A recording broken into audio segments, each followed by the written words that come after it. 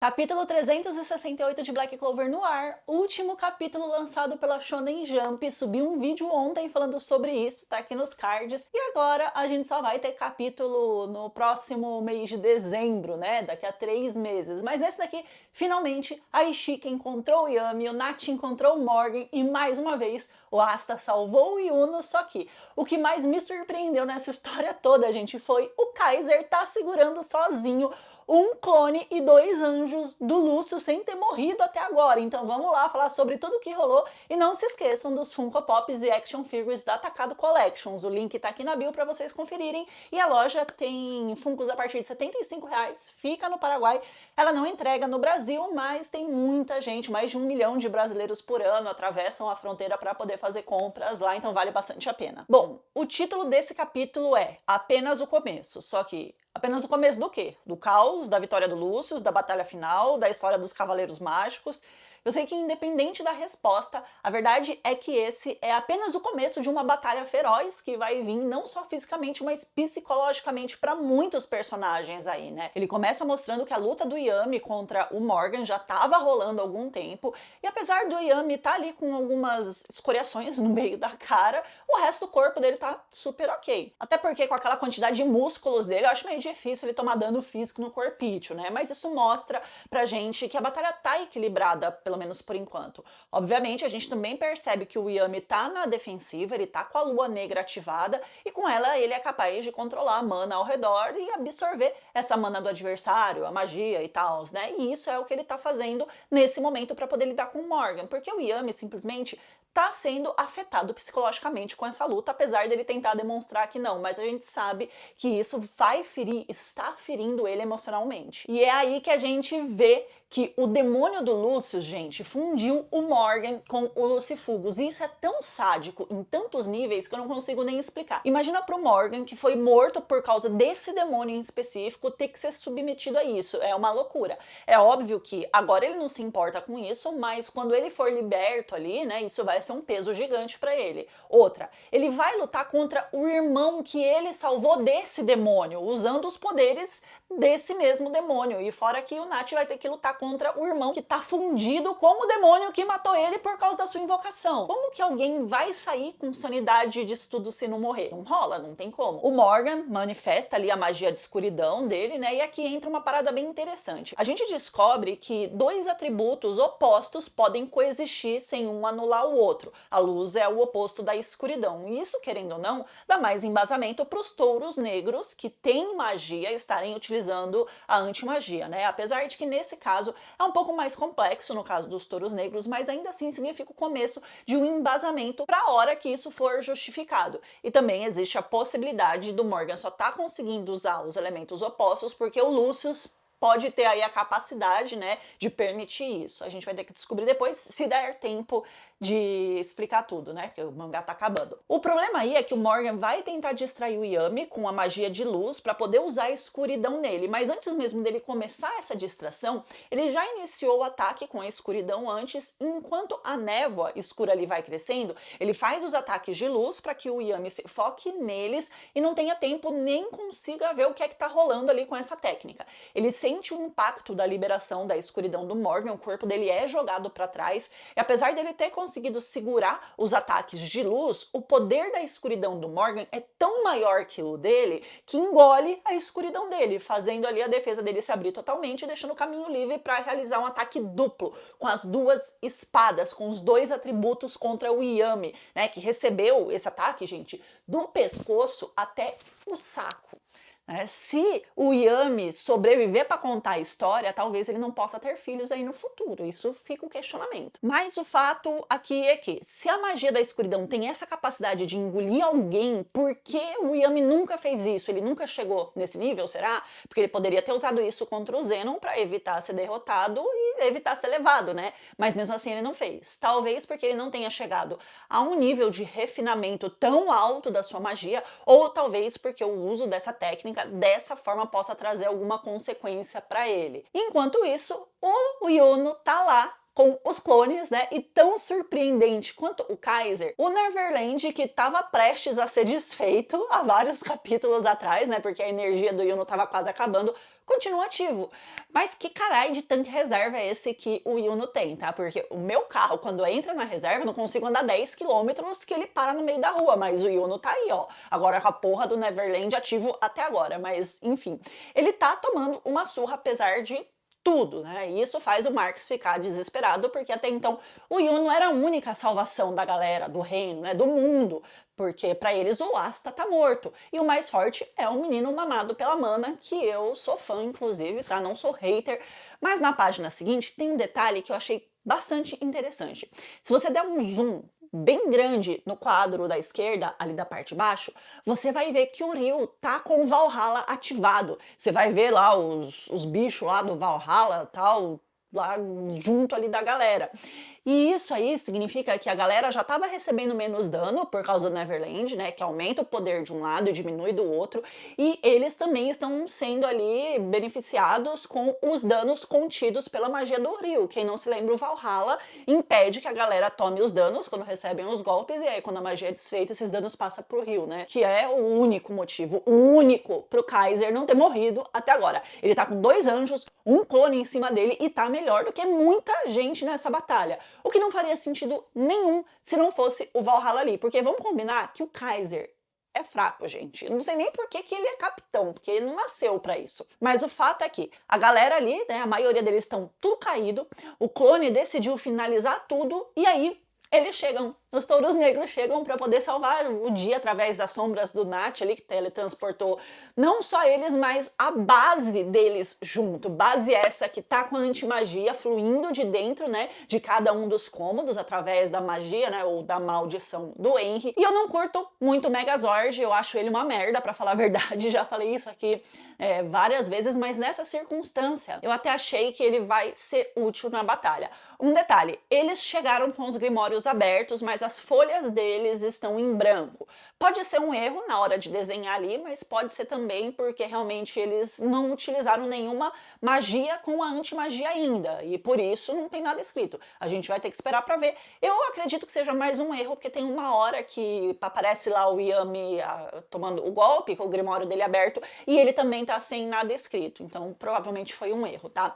Só que o melhor de tudo foi a resposta no meio dessa lata descarada do clone aí, né? Com o Asta dizendo que ele não vai por fim em nada, porque, meus amigos, ninguém além de nós, leitores, esperávamos por isso. Ninguém ali esperava que o Asta ia chegar, né, mais forte do que nunca, os touros negros chegando mais forte do que nunca também, para poder lutar contra essa cambada aí, e eles citam exatamente o título do capítulo. Isso é apenas o começo. Foi uma entrada fenomenal, eu diria, e graças à chegada no momento certo, o Nath conseguiu impedir que o Yami morresse ali, né? E esse pra mim é o momento mais esperado, era o que eu mais queria ver, né? O encontro desse quarteto aí, Morgan, Yami, Ishika e Nath.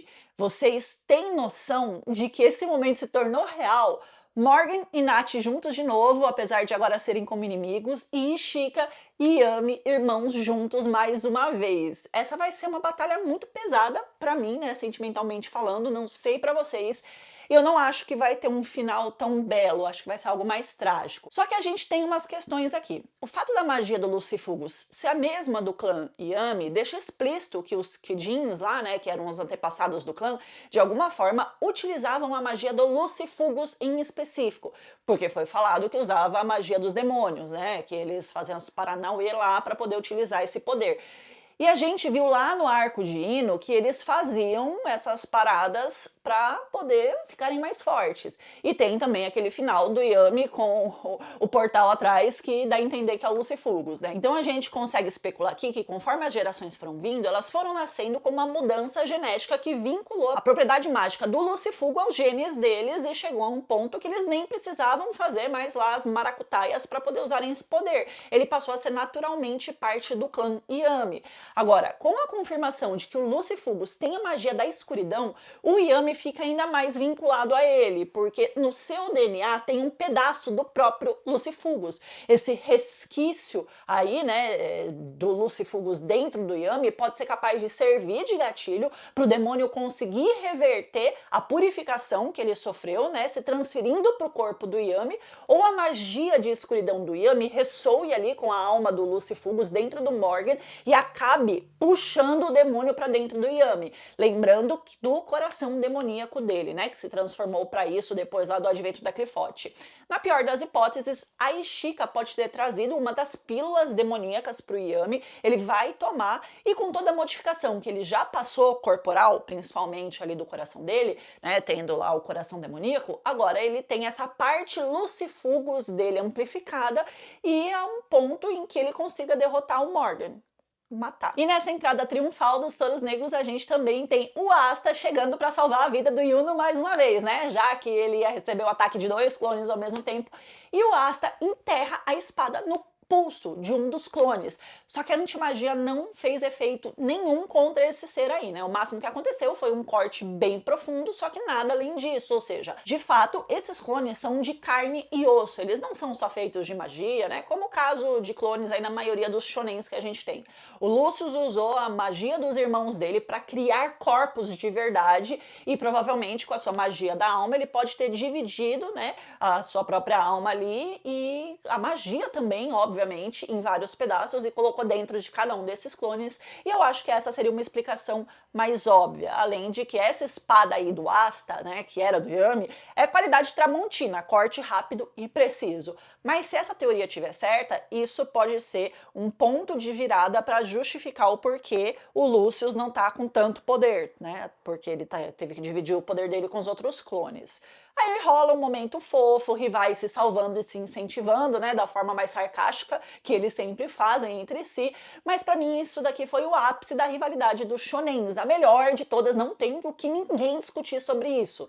E claramente a chegada do Asta trouxe um incentivo enorme pro Yuno, dá pra ver que o semblante dele muda, gente. Ele fica surpreso, fica em choque de ver o Asta ali, porque até agora ele estava vivendo o luto pelo amigo, mas ao mesmo tempo ele fica feliz, né? Fica bem leve, ele fica assim super motivado em ver que o Asta tá bem. E em meio a tudo isso, no meio, não, na verdade, acima de tudo isso, né? Porque ele tá lá em cima, temos o Lucius, que se acha o próprio Deus, sentado no trono, acima dos céus, olhando com um sorrisinho bem singelo e irônico de tudo o que tá acontecendo ali, né? Olhando dessa forma pro herói, que treinou muito duro para dominar a antimagia, ganhou diversas habilidades, derrubou inimigos muito fortes, deu o seu próprio poder para os seus aliados, aparecendo vivo mesmo depois de ter sido morto. E mesmo assim ele ainda consegue ficar tão frio, tão calmo desse jeito que eu, mesmo que eu fosse super poderosa, eu ia ficar ali meio em choque. Qual que é a do Lucius? O quanto ele já tinha previsto tudo isso, tá? O quanto ele já tinha sido capaz de recalcular os seus planos depois de perceber ali que existiam futuros que ele não pôde prever por causa da existência do Asta. Eu acho que tem alguma coisa aí nessa calma por trás dessa tranquilidade dele. Era tudo parte do plano dele ou será que é só excesso de confiança e síndrome de Deus mesmo, né?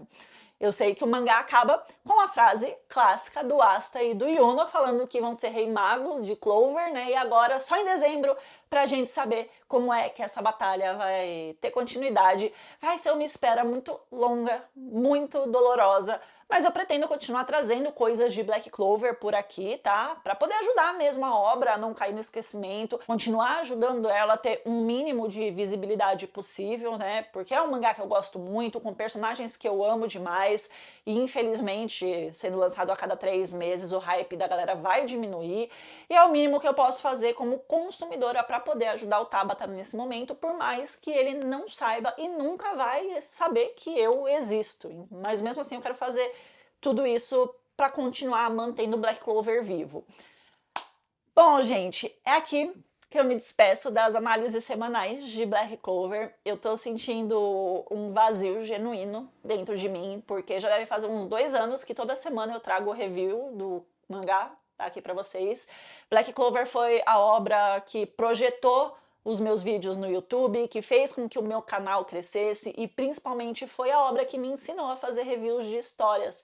Porque quando eu comecei a fazer esse tipo de vídeo aqui, eu não sabia muito bem como é que se fazia isso, mas foi graças a este mangá em específico que eu pude me aprimorar, que eu pude aprender e graças a ele eu tive contato com vocês toda semana, né? Eu tive lendo as dicas que vocês davam nos comentários, vendo o ponto de vista de cada um, as teorias que vocês traziam também. Então, se hoje eu tenho um mínimo de visibilidade aqui dentro dessa plataforma, foi graças ao Asta, graças aos Touros Negros, graças a todos os Cavaleiros Mágicos, né? E principalmente graças ao Yuki Tabata.